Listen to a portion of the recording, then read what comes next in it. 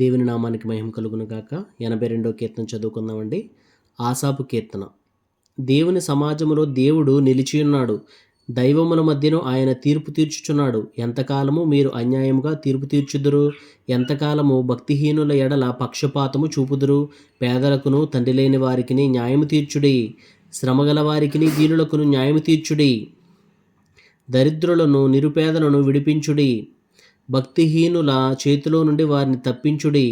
జనులకు తెలివి లేదు, వారు గ్రహింపరు. వారు అంధకారములో ఇటు అటు తిరుగులాడుదురు. దేశమునకున్న ఆధారములనియు కదులుచున్నవి. మీరు దైవములనియు మీరందరూ సర్వోన్నతుని కుమారులనియు నేనే సెలవిచ్చియున్నాను. అయినను ఇతర మనుషులు చనిపోనట్లు మీరును చనిపోదురు. అధికారుల్లో ఒకడు కూలునట్లు మీరును కూలుదురు. దేవా లెమ్ము, భూమికి తీర్పు తీర్చుము. అన్యజనులందరూ నీకే స్వాస్థ్యముగా ఉందురు. ఆమెన్. యోహాను సువార్త 14వ అధ్యాయం చదువుకుందామండి. మీ హృదయమును కలవరపడనీయుకుడి. దేవుని యందు విశ్వాసముంచుచున్నారు, నా యందును విశ్వాసముంచుడి. నా తండ్రి ఇంట అనేక నివాసములు కలవు. లేని ఎడల మీతో చెప్పుదును.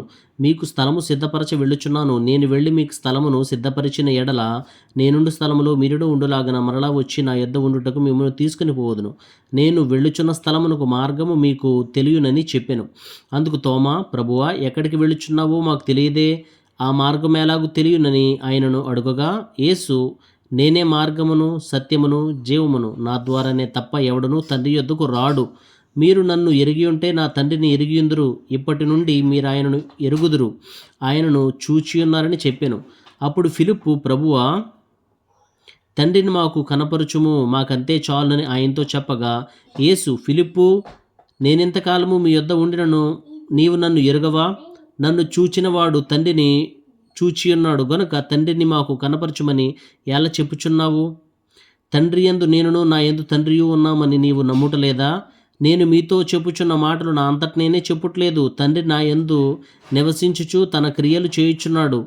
తండ్రి యందు నేనును నా యందు తండ్రియు ఉన్నామని నమ్ముడి, లేదా ఈ క్రియల నిమిత్తమైనను నన్ను నమ్ముడి. నేను తండ్రి యొద్దకు వెళ్ళుచున్నాను గనుక నేను చేయు క్రియలు నా యందు విశ్వాసముంచువాడును చేయును. వాటికంటే మరి గొప్పవియు అతడు చేయునని మీతో నిశ్చయముగా చెప్పుచున్నాను. మీరు నా నామమున దేనిని అడుగుదురో తండ్రి కుమారుని యందు మహిమపరచబడుటకై దానిని చేతును. నా నామమున మీరు నన్నేమి అడిగిననో నేను చేతును. మీరు నన్ను ప్రేమించిన ఎడల నా ఆజ్ఞలను గైకొందురు. నేను తండ్రిని వేడుకొందును, మీ యొద్ద ఎల్లప్పుడూ ఉండుటకై ఆయన వేరొక ఆదరణకర్తను, అనగా సత్యస్వరూపి అయిన ఆత్మను మీకు అనుగ్రహించును. లోకము ఆయనను చూడదు, ఆయనను ఎరుగదు, గనుక ఆయనను పొందనేరదు. మీరు ఆయనను ఎరుగుదురు. ఆయన మీతో కూడా నివసించును, మీలో ఉండును. మిమ్మును అనాథులుగా విడువను, మీ యొద్దకు ఒత్తును. కొంతకాలమైన తరువాత లోకము నన్ను మరి ఎన్నడూను చూడదు. అయితే మీరు నన్ను చూతురు. నేను జీవించుచున్నాను గనుక మీరును జీవింతురు. నేను నా తండ్రి యందును, మీరు నా యందును, నేను మీ యందును ఉన్నామని ఆ దినమును మీరు ఎరుగుదురు.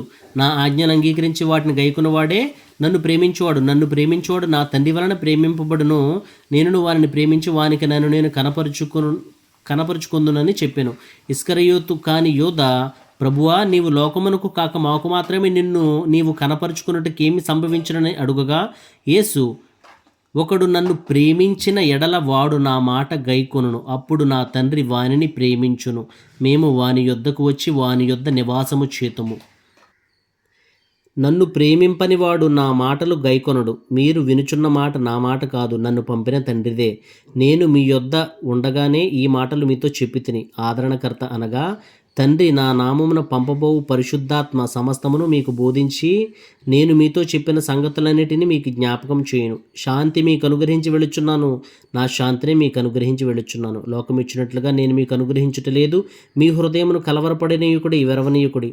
నేను వెళ్ళి మీ యొద్దకు వచ్చేదనని మీతో చెప్పిన మాట మీరు వింటిరి కదా. తండ్రి నాకంటే గొప్పవాడు గనుక మీరు నన్ను ప్రేమించిన ఎడల నేను తండ్రి యొద్దకు వెళ్ళుచున్నానని మీరు సంతోషింతురు.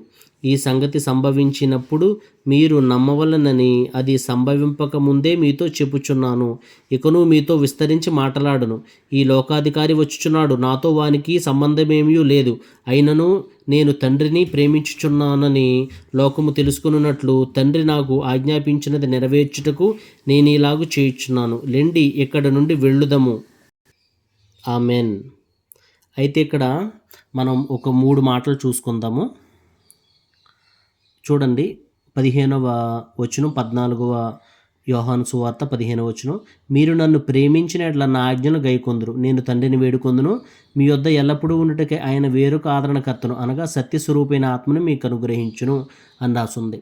అంటే మనం తండ్రిని ప్రేమిస్తే ఆయన ఆజ్ఞను గైకొంటాం. అప్పుడు యేసుక్రీస్తు తండ్రిని వేడుకుంటే సత్యస్వరూపైన ఆత్మను అంటే పరిశుద్ధాత్మను ఆయన మనకు అనుగ్రహిస్తాడు. మొదటి మాట ఏంటంటే కనుక మనం దేవుణ్ణి ప్రేమిస్తే ఆయన ఆజ్ఞను గైకొంటాం. అప్పుడు మనం పరిశుద్ధాత్మను మనం పొందుకుంటాము. రెండో మాట 21వ వచనము, నా ఆజ్ఞను అంగీకరించి వాటిని గైకొనువాడే నన్ను ప్రేమించువాడు. నన్ను ప్రేమించువాడు నా తండ్రి వలన ప్రేమించబడతాడు. నేను వారిని ప్రేమించి వానికి నన్ను నేను కనపరుచుకుందును అని చెప్పాను. అంటే ఇక్కడ యేసుక్రీస్తు ఏమంటున్నాడంటే కనుక నా ఆజ్ఞను ఎవరైతే గైకొంటారో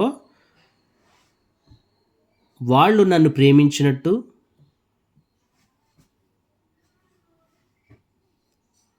నన్ను ఎవరైతే ప్రేమిస్తారో నా తండ్రి వలన ప్రేమించబడతాడు. నేనును వాడిని ప్రేమించి వానికి నన్ను నేను కనపరుచుకుందును అని చెప్తున్నాడు. అంటే దేవుణ్ణి ప్రేమించే వాళ్ళకి ఆయన తన్ను తాను కనపరుచుకుంటాడు. యేసుక్రీస్తు మనకి కనబడతాడు అనేటువంటి అర్థం అండి ఇది.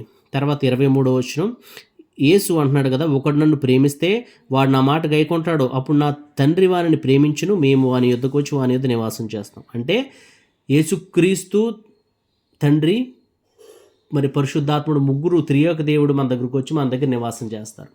మనం చేయాల్సిందల్లా ఏంటంటే కనుక ఆయన్ని ప్రేమించడం అంటే ఆయన ఆజ్ఞని, కట్టడాలని, విధులను మనం గైకొంటే కనుక మనకి పరిశుద్ధాత్మని ఆయన అనుగ్రహిస్తాడు మొదటిగా. రెండోది మనకి యేసుక్రీస్తు కనబడతాడు. మూడోది తండ్రి, కుమార, పరిశుద్ధాత్మ త్రియేక దేవుడు మనతో పాటు వాళ్ళు సహవాసం ఉంటారు, మనతో పాటు వాళ్ళు ఉంటారు. కాబట్టి ఇట్టి కృపా ధన్యత దేవుడు మనకు అనుగ్రహించునుగాక. ఆమెన్.